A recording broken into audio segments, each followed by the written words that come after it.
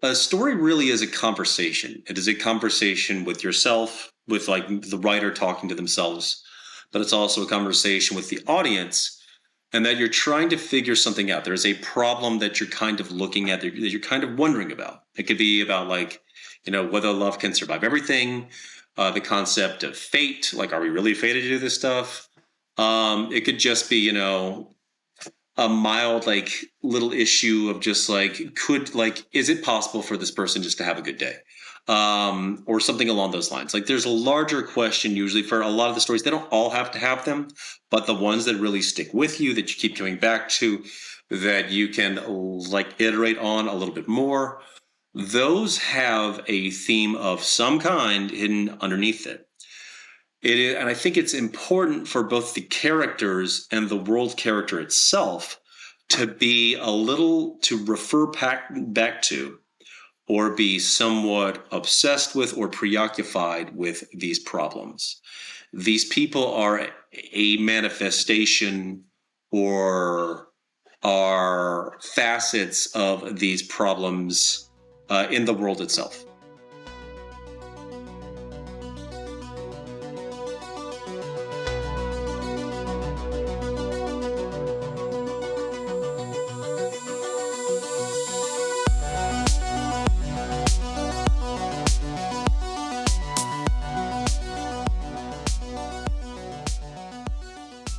What is up, everybody? You're listening to episode 91 of SFF Addicts.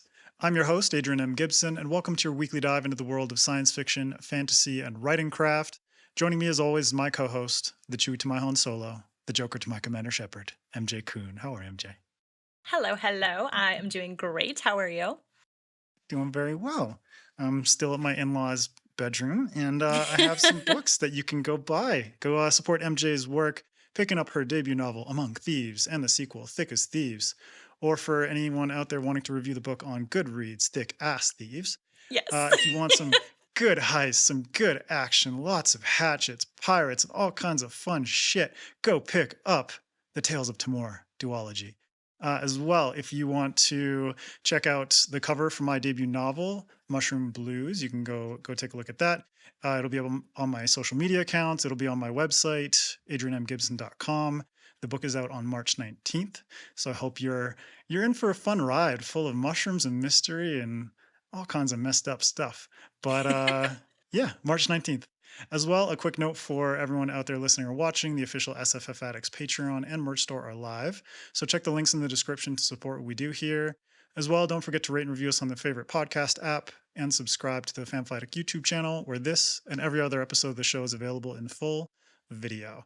And now, joining us once again, the brilliant Robert Jackson Bennett, author of the Founders Trilogy, which starts with Foundryside, and the Divine Cities Trilogy, which starts with City of Stairs. And since this episode is out after it releases, The Tainted Cup. Go get yourself a copy. Just bask in that mad, weird, mysterious world. Robert, how are you? Welcome back to the show. Doing good. It's good to be back. Yeah, thanks, man. A heads up, this is part 2 of our 2-part chat with Robert, so I recommend checking out part 1 to get to know him better. Today, though, we're making like Wi-Fi, talking about the connection between world and character. Before we dig deeper into the episode, a quick word from our sponsor. Novelo is an exciting new publishing and reading platform whose goal is to be the go-to for all things writing and storytelling. Their platform offers an intuitive, user-friendly way for writers to create and share their awesome stories for readers to enjoy, all while maintaining total control over their stories. Everything from the content to cover art and pricing is all controlled by the story's author. Novelo also offers social features such as message boards, direct messaging, and a news feed, where you can post updates to your followers. With future plans including support for comics and a marketplace for users to sell other writing-related services, the future of this platform is looking bright. And the best part? It's all available for free. No sign-up fees, no membership, just a growing library of epic tales. Sign up now to bask in the magic of books, where you can enjoy tales like Blackwater, an epic adventure by an award-winning author, or Limbo, The Door Above the Lake, a terrifying battle for survival. Whether you're a casual reader or a professional writer, Novelo is the place for you. Visit them at novelo.com. That's Novelo.com. And now, enjoy the rest of this episode of SFF Addicts.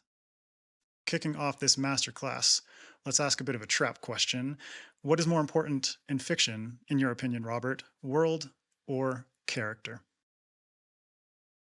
I think the two are pretty well connected. I think that the world almost is a character, and the characters are kind of like constantly responding to the world.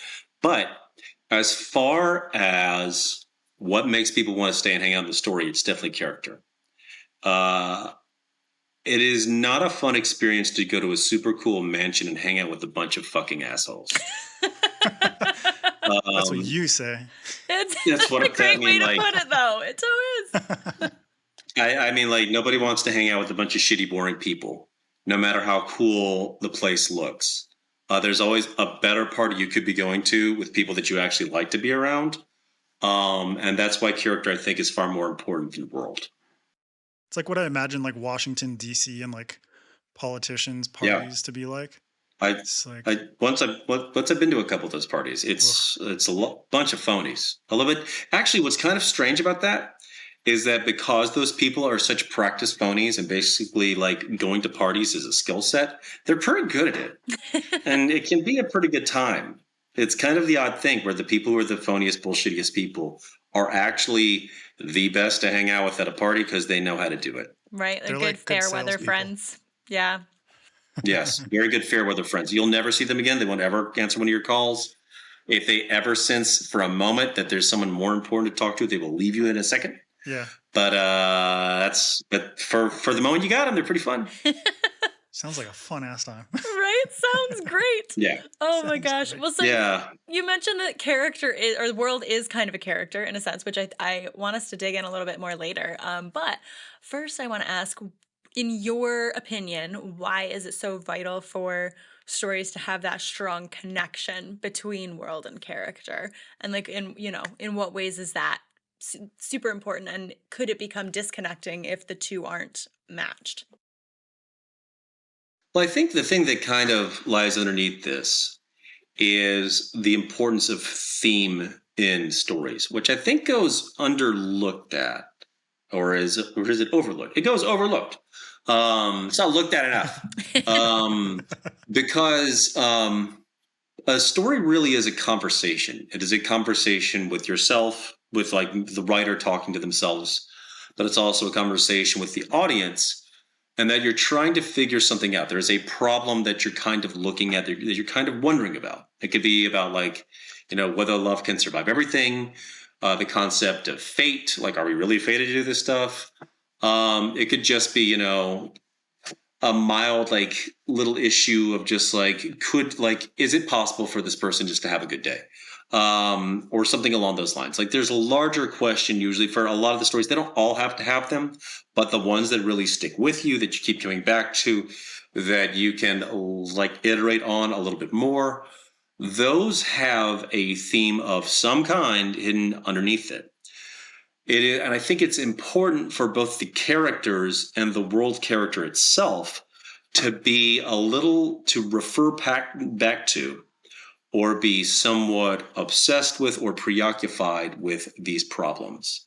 These people are a manifestation or are facets of these problems in the world itself.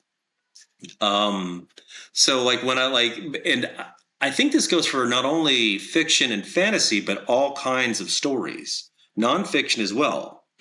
One of the best examples of world building is Homicide: A Year on the Killing Streets, which is the book that inspired Homicide: Life on the Streets, the show The Wire. It's a nonfiction story about spending a year with homicide detectives in Baltimore, and it's written in present tense. It is a gangbusters example of capturing aspects of this world and presenting them in a way that make you feel like you're seeing a secret place, a secret tribe of people with their own rules and their own nature. Lots of character in the world itself. He's choosing which ones to show you, though.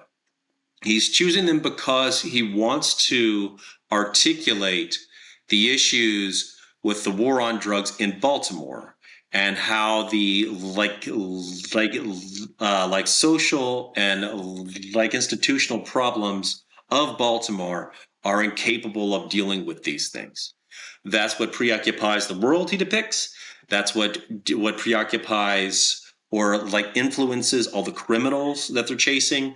That's what preoccupies all the detectives. And once you kind of get into that, like once he has you tuned into that channel that he's broadcasting, it makes the story richer and it makes it more like resonant. And I think that that's really like so. So I think that you really need to kind of start there with your concept of what am I really looking at here? Like, so do I really want this to just be a world of which element can beat which element? Can rock beat fire? Can fire beat water? Or is this about something deeper, about tradition, about warfare, about whether or not it's ever right to take a life? I'm obviously talking about Avatar here. And once you kind of have that picked out, it becomes a lot easier for you to pick your voices who are for, against, trying to shove things in a different direction. And it also becomes a lot easier for you to pick the settings in your world that highlight or catalyze those conflicts. And once you kind of feel yourself moving directionally in the right way on that, then the theme becomes sharper and clearer, and then it informs everything just so much better. You kind of need to point yourself in the right way. Let it inform the people that you're working with and the backdrop that you're working with. And then from there, and this is a lot of rewriting, a lot of like reflecting on what you're doing. And then from there, once you realize kind of what the problem is, what they're working on, it becomes a lot easier to backfill and be like, oh, from the get-go, this person was trying to escape a life of wealth and luxury because they were looking for this. That's how writing is for me, at least. But yeah, what was the question? No, you answered It's about it, the man. importance of connection of character and The world. Yeah, importance that's of that perfect. connection. But it's kind of Yeah, interesting it's all one conversation. Yeah. Yeah, because you were talking about how theme and sort of the thematic underpinning of your story is one of those foundational things. And MJ and I were curious about like when you are starting a new project, if you started with world, plot, or character, and how certain elements come into play during your writing process. But it sounds like those might not even be the initial elements. It might be like what what the sort of like underlying themes of this story are, and how those characters or which characters might reflect that best, and which settings might best help to exemplify that and bring the most out of the character and the theme. So it's really interesting that you kind of approach it from that way, because I know a lot of writers where they even say theme is not something I think about consciously. It's something that sort of I come to a realization at some point during the writing process or the editing process where that becomes a more tangible thing to them. Um, so it is fascinating that do you have a very clear idea when you're writing a story that this is more or less what I want it to be about, and then let the world and the characters speak to that? Or how does it go? Somewhat. I mean, like, I think that some of it's true. Like, you have to directionally point yourself in the right way. Like, I feel like, for example, for the Tainted Cup, it's a story about change and about how a lot of times the things that we use to create the change to protect ourselves and help ourselves, at some point in time, they calcify and become the thing keeping us from changing in the ways that we need to. It's like I made a choice when I started this like series that all the crimes that happen in the series, all the murders, will at some point be caused by someone saying, "I refuse to change. I refuse to let this be changed. I don't want the world like I prefer the status quo. I don't want it to be any different." But like the idea of someone saying like I don't want things to be different and I refuse to let them be different. Even though like there are tremendous consequences for if you don't change. They would prefer that, or they just choose to believe that those wouldn't happen. That was always going to be at the heart of all the murders and crimes that take place in this series. And I realized that in Foundry Side, the theme that I wanted to touch upon was about how technology grants power, but only for a little while. You think that you've built this gigantic fortress around yourself that makes you like impervious to attack, but in reality, someone's just going to invent something new that completely undermines it. And once I realized that was how I wanted all those characters to sort of be thinking and be operating. And really kind of like once you have that sort of in your head, it makes it a lot easier. Like one example that I think that is great at this is actually like Die Hard, which a lot of people don't think that there's a thing to Die Hard. But once you start to look at it, it's all sitting right there. For example, there's a part where Hans Gruber asks the chief Japanese CEO dude whose name I don't recall, where do you get your suits? And then they both reveal that they know each other's suit tailor and that like they all are kind of operating in the same circles. Once you establish that, you look at the rest of the story and you realize that this is a story about how like 80s like Reaganism sucks. It takes place in this giant, hollow, empty corporate structure. It's in LA where Christmas doesn't even really happen. There's no weather. They're both like raiders. They're both like raiders. Like one uses lawyers and one uses a gun. They don't believe in anything. Neither of them believe in any like larger creed. And like this is where it gets into like the politics of the time. But like here's how bad things have gotten like for the 80s. Like this guy's wife left him at Christmas to go get a job with like shoulder pads, like alongside dudes who were doing lines of coke in their office. And now she's changed her name. This is like the 80s have like undermined traditional marriage. And who's going to be the one to put it all right? A blue collar guy from the East Coast who doesn't even need to put on a shirt to let alone shoulder pads. Sock all these idiots in the jaw. Yeah, totally. He's going to crawl through an air duct to save you all. Yeah, to save you all. Like this is about like blue collar macho guys getting back at all these like yuppie assholes. That's kind of what it is at its heart. Where like he's just got common sense know-how. And once you kind of realize that, like that informs everything else you see, where he's the one who actually has the thing. Like they have a part where the SWAT team like charges in and they have to run through a set of like rose bushes. And one guy's hand gets pricked on a thorn. He goes, ow! And he sucks on it. But by then you've seen John McClane like get the shit beat at him again and again and keep going. You realize right away, these LA SWAT guys ain't got shit on John McClane. And like each moment is built around this like tension between John McClane and everybody else who is part of this like 80s world. It's great. Crazy. Dude, I've never thought about it that way, but that is fascinating. I know, also, it's a really great way to put best it. Christmas movie. Best Christmas movie. It's a great Christmas film. Yeah, I'm still waiting for the day that I can show my kid that. There you go. Yeah. Well, I want to build on what you said earlier about your worlds themselves being a character, because I that's honestly how I felt reading your work. So like the walled in land and the tainted cup to me felt almost as much like an antagonist in a way as it was like a setting. And then of course in the Founders trilogy, there are several places where locations actually do have personalities, scribed personalities, but still. So how important is it for writers to kind of flesh out their worlds in such a way that they feel like distinct characters? And do you see any like potential pitfalls that writers could fall into where the world overshadows the characters themselves? Yeah, I think the first thing you have to realize is from a plot perspective, what's going on at this moment? What is the character trying to achieve in this place?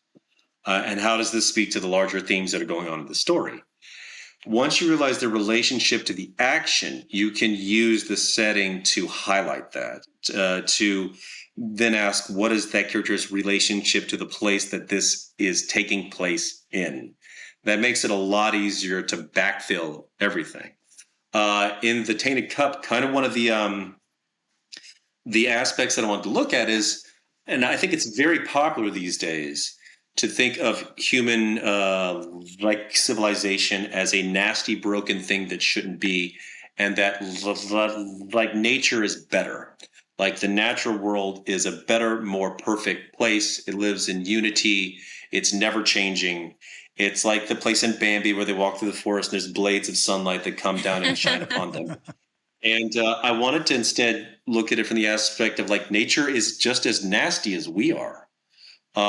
It's also always changing, and it's frequently hostile in lots of ways to one another. It's just hostile on a longer term timeline. But like plagues, all sorts of issues, contaminations. Yeah, leviathans, for example, are basically a metaphor for like nature does not care about you and is hostile to you.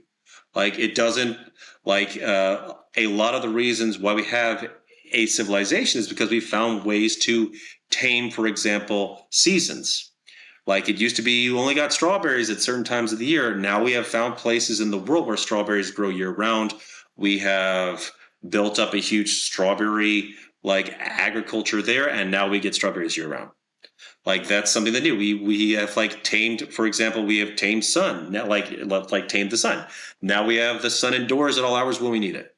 If you wanted to grow plants with with these lights, you could. So I wanted for some of these settings to sort of speak to the hostility of nature, as well as frequently how in like even in the face of nature, human structures, human like civilization is often like improvised. It is something temporary that has been built up against it, but probably can never last against it.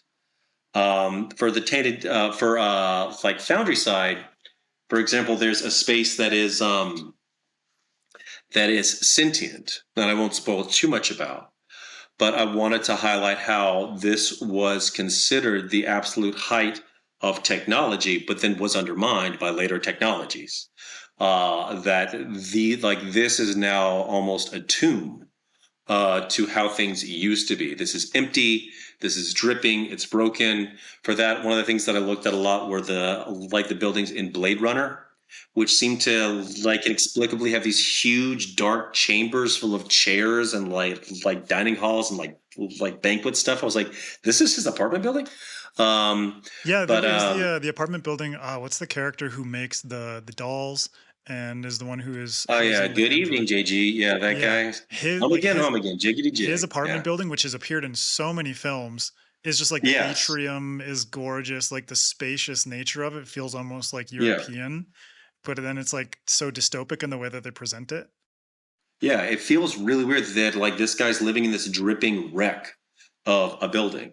That was what I wanted it to feel like because I wanted to show like an example of what happens when um, you think that you've won it and you're always going to be here. Things fall apart, you get undermined, things get taken away, and you're no longer the king anymore. And this is what's left. Because that's how technology works. That technology is almost like the favor of the gods. You only get it for a little bit, then it moves on. So yeah, like that really helps me figure out what shades I want to paint the world that the characters are moving through to sort of highlight what they're learning about the world, what they're learning about the consequences and like macro level like tensions of the setting that they are moving through, if that makes sense. Yeah. And then you have the Absolutely. macro scale, and then on the micro scale you have the characters, and especially the POV characters, the ones whose eyes we're Mhm. seeing the world through. Um, how for you does character POV influence the description of the world itself and the ways in which readers perceive the world through the characters' eyes? Well, real quick, I realized that you had asked me something that I didn't answer. You asked me what are some of the pitfalls that someone Oh could fall into. yeah. Yeah. Right. Pitfalls is when you start to move from world building into ornament. which is putting hats on hats on hats. This is, I think, a real tough thing for writers to kind of get their heads around, which is, I think that the impulse is to build out the maps, the codexes, the races, the histories, to build out all this stuff. And you've done all this work, you might as well put it all on the page. And that the way that feels is like when my kid plays a video game I've never heard of, and when he's sitting down to eat, he tries to explain the entire thing so he can explain this one thing that happened. And I'm like, buddy, we gotta.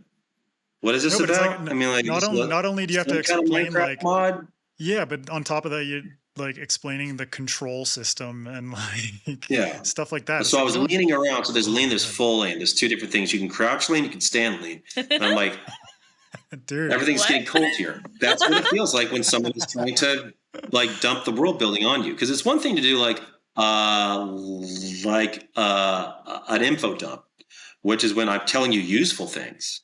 And then there's world building where like I'm telling you about shoes and feasts and songs. And you're like, but are they gonna have sex? Is like what you're thinking in the moment.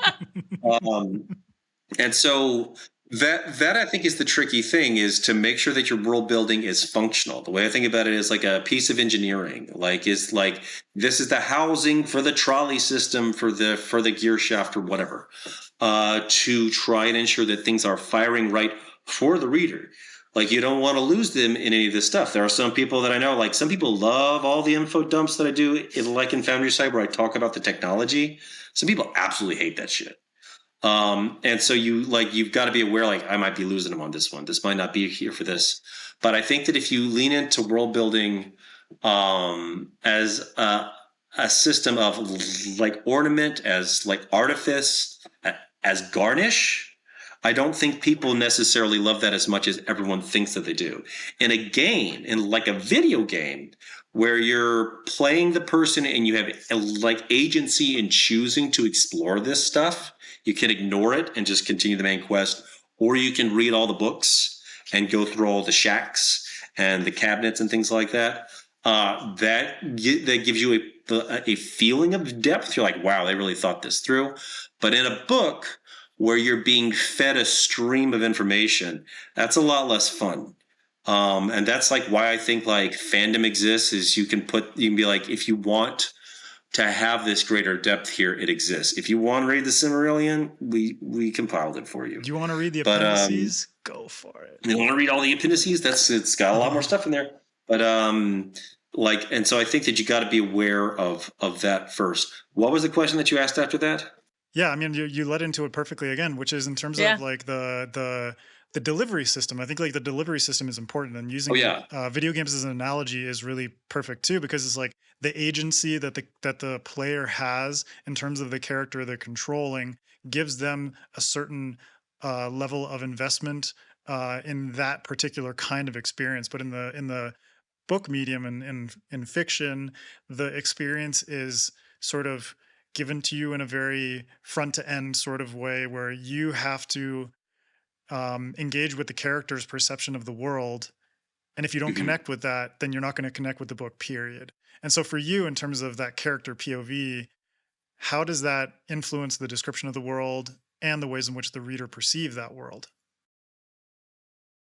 A lot of that's in writing. A lot of that is in text itself. Like the way Din looks at things is like the way that I decided is he would be like a court stenographer, where he would be like, like brown boots, green belt, blah, blah, like basically coldly and calmly dissecting the world in front of him to make an analysis at key moments when he's trying to measure someone up. It depends on sort of the effect that you want to imply. For example, to gently build up, like if I wanted to say that a place was like a tomb, because I want this to feel tomb-like, I want this to feel dead, I want it to feel trapped. I would start with like, the smell of the air, the play of the light, as they sort of emerge like into the space, and feel it first, to feel the atmosphere in the place, and build to a metaphor of some kind to make it clear. Like, I feel like I'm in a catacomb whose roof has caved in, and that's the only source of light, or something like that. Like that can be very like that's critical in establishing mood. Mood and world building though can be very separate things because world building, I think a lot. I think to be quite frank, I think world building as a term gets overused a lot. I think that in science fiction and fantasy, especially, it's more of a visual concept. It's the idea of feeling lost in a painting, of feeling of feeling richness and fullness and depth of the secondary world that they've built out. You want to feel the work. Um, but the way I think of like world building is you have to use it incredibly sparingly. It is the suggestion of depth off the page, but you can't have that be the whole thing. The way I think of it is a little bit like those shitty rides at Disney, the storybook rides, where you go around and you see It's a like, small world. it's a small world where there are critical moments where you look out and you see whatever like display they want to show you. Um, Plot and character come first. And there are moments where you have a brief window where you can have the audience and the characters look out and grow aware of the largeness of the world beyond, but not like, boom, history book, not do that. To suggest this broader macro struggle happening off the page. That I think is the best example of world building. The greatest example of this kind of stuff that I love to always point at is Jonathan Strange and Mr. Norrell, where there's all these little tiny tidbits, literally like hanging off the page.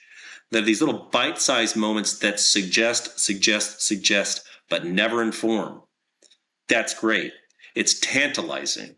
It's a real. It's they're really toying with you. And like that's what the best world building is to be toyed with, to make your like imagination burn hot. That's the fun stuff. When they start to actually explain all that crap, like that's like the Star Wars prequels. Oh, it's mitochondria. That's No, not less fun. mitochondria, man. Midi-chlorians. Come on. Midichlorians, sorry, Potato, midichlorians. potato. Mitochondria, I like how midichlorians. that was actually a really good whoops. Freudian slip. Mitochondria, that's good. Yeah, mitochondria. It would have been better if are George Lucas is like, yeah, they have little It's something cell in the factories mitochondria. inside.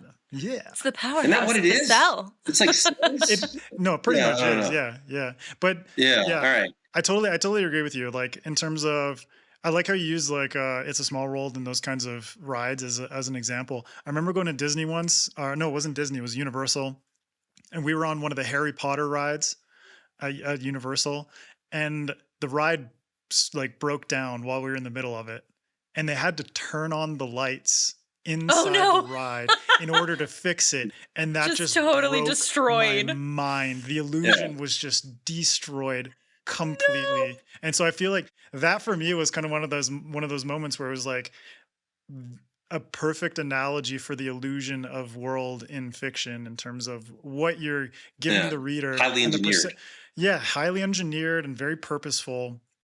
And Yeah. then to have that Well- experience where it just shatters your perception of what this thing is just so heartbreaking. It's like what I always like to try to think of is there was an interview about the movie Jaws where they were talking about Yeah. how there were several shots, right? Where if they held on the shark for a moment too long or a moment longer, it would all Yep. look fake now. And I always try to Exactly. apply that to my own world building, right? Where it's like we want to show just enough Yeah. of the shark.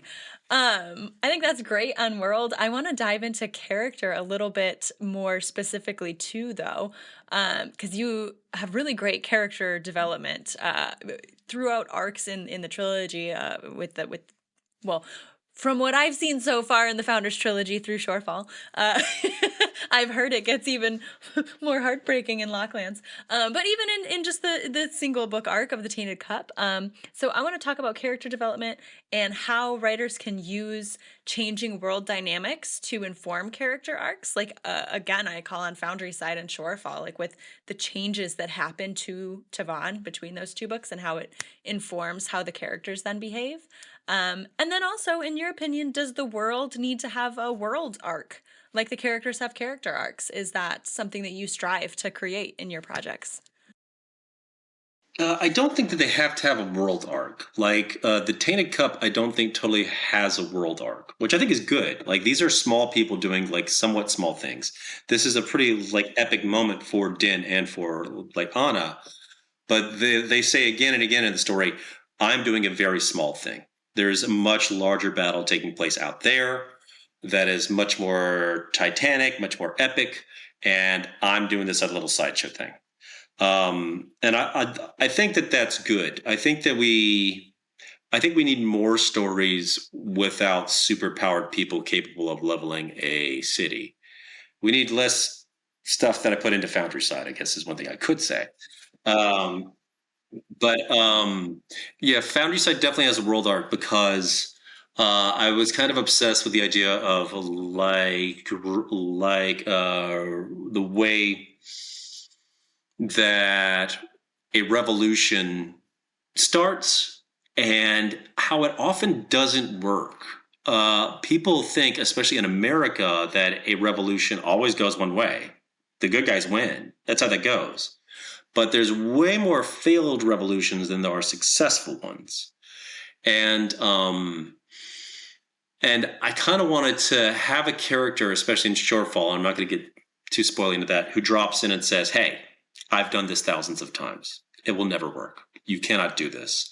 There is no way to socially nudge humanity forward. There's no way to socially adjust them so they use technology for good. There is only might, will, power. You got to make them. You can't let them make up their own minds. You got to make up their own minds for them.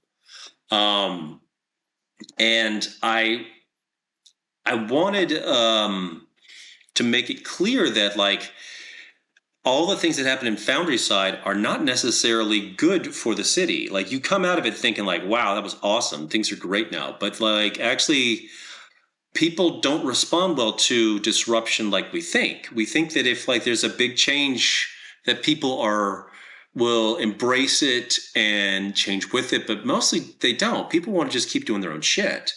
They really, frankly, hate change, but they also hate the status quo, of course, which is one of the most frustrating things about people. And so I wanted to sort of highlight this push by all the Foundry siders to try and crack open the regime and force like equity, force a revolution, force them to like undermine the powers that be. But there's a real question that's floating over their heads, which is like, and then what? Like you have to have something else that comes next. You can't just break things open and then good things will happen. You have to have like an educated social class that's like completely aligned with all the other like social classes that wants this to happen. Like the thing that's weird about the like American like revolution is that a lot of like the upper class was cool with it too. It was upper class, lower class, and middle class all fighting on one side of one thing. That doesn't normally happen. Yeah, like you have like a revolution like the October Revolution in Russia, where it was very much focused on the lower class. And then once the Bolsheviks came into power, a lot of what they did, they persecuted the upper classes. They persecuted the educated or, the people who were in the echelon of society that they deemed to be the enemy, basically. Yeah. And how did that turn? I mean, like it turned into an empire, but yeah, like these things split very easily. These things often like diffuse, and I just kind of wanted to jump past all that because I think like a lot of people wanted me to write a series about like the history, about how they would like introduce like the revolutions in this city. But I thought it'd be way more fun just to skip past that and have someone like float in and be like, no, this is not going to go the way you want it to. I'm just going to spoil this for you.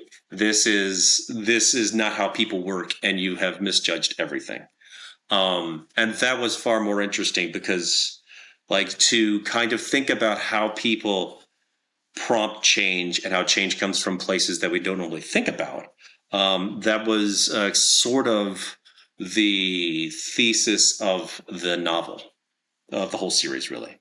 yeah. And a lot of what you're talking about involves systems. And I know you're big into systems. It's like you got magic systems on one hand, but then you have political systems and social systems and so much more. But I think one of the fascinating things are the ways in which these systems and the limitations that they present to the world intersect with character and plot development. And so for you, does having these systems and their built-in restrictions aid in plot development? Or how does, maybe backing a character into a corner with your world building and systems help bring the character more to life? I think that the way that I think of that, I think the way that I think about the way that I proceed is that the characters have to start off a little bit wrong about something. The main characters have to have a perception of the world that is not correct. That misperception will color how they proceed with a lot of the steps going forward. Like they might more or less do the right thing for the wrong reasons. And there will be points at times where the setting or like other characters will pipe up and say, you think it's one way, but I think this might be different. And slowly through the course of the story, they will realize at one point in time, I went about this entirely the wrong way. I thought that this was the way to do this. It's not. I thought that the empire was this thing, it this other thing. I thought that history was reliable. It's unreliable. And we have to like make up the world for ourselves rather than keep looking backward. That is, but that's kind of the way that I structure these things, is to always think about like how people are so often wrong about themselves and about the world around them and the people around them. This is like, I think that books really are like, just like a math model. It's a model for trying to figure things out. And the only way you can figure things out is if you start off a little bit wrong. And then you can see how these human beings that you've created, who are facets of yourself, work their ways towards something resembling truth. Very well put, sir. Yeah, right? Well, speaking of putting things well, look at that transition, Adrian. Damn, girl, your segue's getting good. Another thing that you do really well in your work is dialogue. So I feel like just the characters come alive in some really, really wonderful ways through the dialogue that you give to them. So I want to ask, how do you use dialogue to reflect both the world and the character who's speaking? Like showing things, I'm thinking like showing stuff like cultural differences or differences in worldview between characters. And then, similar, like how can writers leverage their world building details basically to enhance their dialogue? Well, the first thing I would do is make sure that you use this stuff sparingly. Like we've all been in a meeting where there's this one guy who keeps telling jokes and you're like, could you shut up? And like, this is fine, but we still have to get this done. I mean, like Chandler and Friends. Yeah. No You're offense. smart Chandler. Sorry, Matthew Perry. Too soon. Too soon. Yeah, sorry, Matthew Perry. Too soon. But yeah, like it's like, like you don't want to have so many jokes that it actually bogs down the action of the story. That said, it is like it's always fun to create perspectives that are in tension with one another, especially in tension with like the larger questions of the setting. For example, in The Tainted Cup, in the sequel that I'm writing right now, because I can't remember any of the books that I've written previously. And the sequel that I'm writing right now, Din is very, he's a little bit stiff. He is a reserved person. And he's got this concept of the empire as this like rigid place of order. But he's sent to some place at the edge of the empire where he meets someone whose concept of the empire is one of chaos, of one of rules that are like improvised, and they thrive there. They like it. They're like, this is how this is supposed to be. Like we have to do this crazy shit constantly, and their concept of rules is just way more flexible, way more liquid than his.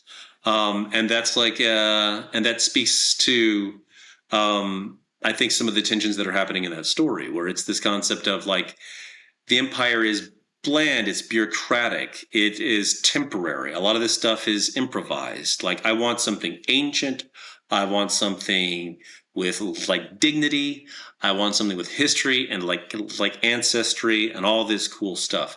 Din is feeling this at the back of his head, and then this character is in there to be like, you're a fucking idiot. Like, why would, like, do you know the sorts of people who call upon like legacy and like ancestry? That's kings, and kings don't care about anything but kings. Like, it makes no sense that you would want this. I would love to have all this temporary stuff that you have, because to me it's a luxury. So like, that's I continue to think of stories as a conversation that, and you want to make sure that, like, it's trying to put together a panel. You want to make sure you have the right perspectives to produce an interesting conversation. And like, a lot of it is curating, like what is a good flashpoint for these two people? Is it like sexual mores? That's always fun. People love that stuff. Is it food? Seeing other people eat? That's like that's something. As well as, I think we should kill this guy. And be like, wait a minute, we just can't kill anybody. I'm like, pretty sure we can. And I'm like, no one cares here. Like, those are sort of like so you kind of need to think of like the larger perspectives that are attention to the story, the sort of backgrounds that could bring those tinges to a fore, and then the flashpoints that make for fun conflicts to watch happen between two very different people. That's the fun bit. Yeah, because it's like, bringing the most out of a world is giving people different perspectives. It's like, the reason that a conversation is interesting with another person and that you're engaged and that you're not just walking away like you're at some like Washington, D.C. socialite party where someone else is more interesting is because your lived experience and how it relates to that person's lived experience work together in such a way where it creates dialogue, it creates little bits of conflict. Usually it's not like aggressive conflict, it's conflict that breeds curiosity. It's conflict that allows these two characters to reveal more about themselves bit by bit. And often in fiction it is aggressive conflict, but I think in real life, those conversations that you have where you're just like, I just want to hang out with this person for the rest of this party or for the rest of the evening, or you leave somewhere and you're like, you want to be friends with that person, or you want to be in a relationship with that person. Those things are based on the fact that the communication that you have with them is based in some foundation of difference, where those differences and the things that you're learning about them are engaging you enough to keep you going. And with a reader, those differences are going to keep them going. But instead of leading to, I'm going to become boyfriend or girlfriend or what have you with this person in real life, I'm going to read until the last fucking page of this book because it is keeping me interested. It is hooked. Book boyfriends are real. Yeah. Are they, MJ? I've never. Yeah. You can have book boyfriends or book girlfriends. You can have crush on characters. Floats your boat. You've never had a crush on a character. You're a liar. Oh, I have. Miranda in Mass Effect. She's okay. hot. Well, that's everyone. It's a video but game. Also, that's all of us. Yeah. But also Garrus. So, take Hell yeah. What you That's my boyfriend. Who's your book boyfriend, MJ? Oh, I told you already. Hadrian from Swords. Yeah, right, Eric? Yeah. It's fine. Anyways. You got this, girl. You're going 2024 is a new year. You can do whatever the fuck you want. There we go. Yeah. But I agree with you completely, Robert. I think like dialogue is that cool way where you can give these two characters, even if it's spoken dialogue or even if it's body language, this way to interact with each other and kind of evoke more about their personal stories, but also how they relate to the world. Whether it's someone who's like, I live in chaos, and Din's like, I can't handle this. Like, I cannot handle chaos. Which, relatable. I am Din in this way. I guess am I the chaos monster? You might be the chaos one, yeah. Am I the Anna to your Din? Is that what we've gotten? Cute. Sure. Yeah. It's giving you a lot of credit. Yeah, that is giving me way too much credit. You are the mastermind, though, behind this, yeah. I'm going to start podcasting blindfolded. Fuck it. I love it. Just don't rely on my memory. Yeah. It's nowhere near as good as Din's. Yeah. Neither. All right. Well, Robert, closing out, I want to ask if you have any final advice for authors related to world building, character building, and the way those things interact with each other. A lot of it, like, it's like trying to prep a room for a party a little bit. In that if it works, like ideally most world building people don't notice. There will be small things that work in the background that influence the actions of the characters and their perceptions of the story, and the audience's perception of the story. But like real world, like there's pragmatic world building, which is like functional, like engineering does stuff on the page world building. Like that is important, and that's in every kind of literature out there. Like all literature, like Die Hard, has practical, functional, like world building. And then there is genre world building, which is trickier and must be used much more sparingly, which is the moment on the ride where you get a glimpse out into something larger and stranger, that you don't totally comprehend, and it is a fleeting moment, but it gets your brain cooking. That is like what it does is it suggests or inculcates an awareness of a larger world that is much more complex that you don't comprehend. That's fun. That's some really fun stuff. I think that like that, for example, is why a lot of like fantasy stories use epigrams at the start of their chapters. This little quote suggesting like rights and wars and conflicts and things like that, because they suggest and project a sense of depth that goes well beyond the page. So there's pragmatic world building, which has to tie into theme and all this other stuff, but is part of every story that is out there. And then the genre world building, which is your brief moment. The canvas is very small to paint something that really lights up their minds. I like that. That distinction is really, really helpful. I don't know why I thought about Bob Ross and the way that he approaches painting. He's just like, I'm just gonna put a little dab right there, you know. And it's Yeah, like he fucks up all the time. He can do whatever he wants. yeah, man, You don't have that. No, we can't all be Bob Ross, unfortunately. No. But all right, well, that's it for this mini masterclass and our two-parter with Robert Jackson Bennett. Thank you, good sir, for broadening our horizons with this fascinating topic. If you could please let people know where they can find you online. I am at Robert J. Bennett on Twitter. I'm at something similar on Blue Sky and something else on Threads and Instagram. I'm there. You'll know it's me. Maybe not on Threads because I don't post there that much. You'll know me by the silence. I'll put it that way. Whereas on Twitter, you'll know him by the snark and the witty comments.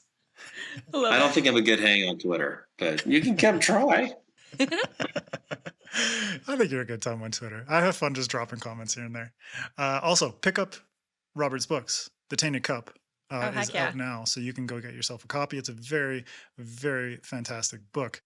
You can also follow SFF Addicts on Instagram, Twitter, Threads, Blue Sky, all that jazz at SFF Addicts Pod. You can follow me at Adrian M. Gibson. MJ, what about you? Yep, you can find me across all the major socials at MJ Kuhn Books, all one word, or just find all my stuff at mjkuhn.com. Fantastic. And go buy MJ's books, Among Thieves, Thick as Thieves. You can get a free story if you sign up for a newsletter. Go check out that sham wizard and all of his shenanigans. It is a great time. For now, keep reading, keep imagining, and we'll see you next time on SFF Addicts.